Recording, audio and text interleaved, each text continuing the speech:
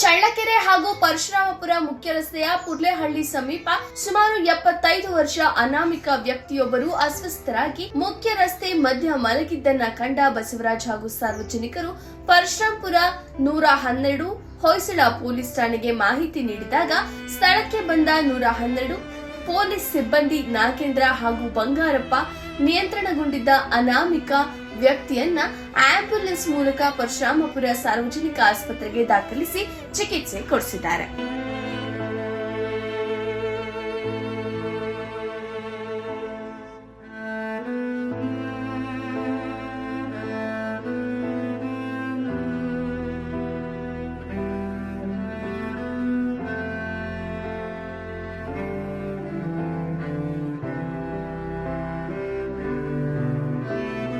ಈ ಅನಾಮಿಕ ವ್ಯಕ್ತಿ 3 ದಿನಗಳಿಂದ ಇದೇ ರಸ್ತೆಯಲ್ಲಿ ಇದ್ದು ವ್ಯಕ್ತಿ ಇಂದು ಅಸ್ವಸ್ಥರಾಗಿದ್ದನ್ನು ಗಮನಿಸಿದ ಸಾರ್ವಜನಿಕರು ವ್ಯಕ್ತಿಯನ್ನ ಮಾತನಾಡಿಸಿದಾಗ ಈ ಅನಾಮಿಕ ನನ್ನ ಹೆಸರು ಬಾನಪ್ಪ ಎಂದು ಹೇಳುತ್ತಾನೆ.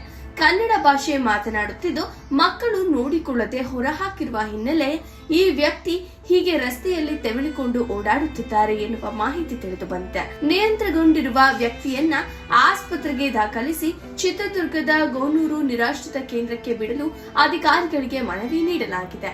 ವರದಿ ಸುರೇಶ್ ಬೆಳಗೆರೆ, ಚಳ್ಳಕೆರೆ.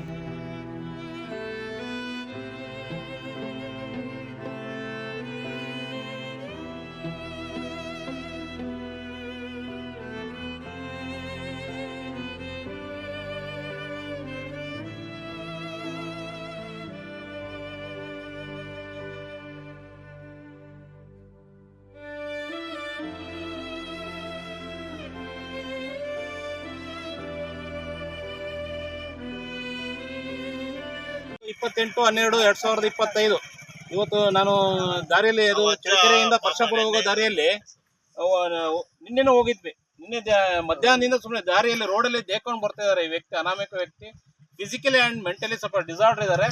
ಇದು ಸಂಬಂಧಪಟ್ಟವರು ಯಾರು ಇವರು ಕುಟುಂಬಸ್ಥರು ಇವ್ರು ಗುರ್ತು ಹಿಡಿದು ದಯವಿಟ್ಟು ಮನೆಗೆ ಕರ್ಕೊಂಡೋಗಿ ಇವ್ರನ್ನ ಆರೈಕೆ ಮಾಡಬೇಕು. ಇದು ಈ ಸಂದರ್ಭದಲ್ಲಿ ನಾನು ಸಮಸ್ಯೆ ಇದೆ, ಇದರಿಂದ ಆಕ್ಸಿಡೆಂಟಲ್ ಸಮಸ್ಯೆ ಇದೆ, ಪೊಲೀಸ್ಗೆ ಇನ್ಫಾರ್ಮ್ ಮಾಡಿದ್ವಿ 112ಗೆ.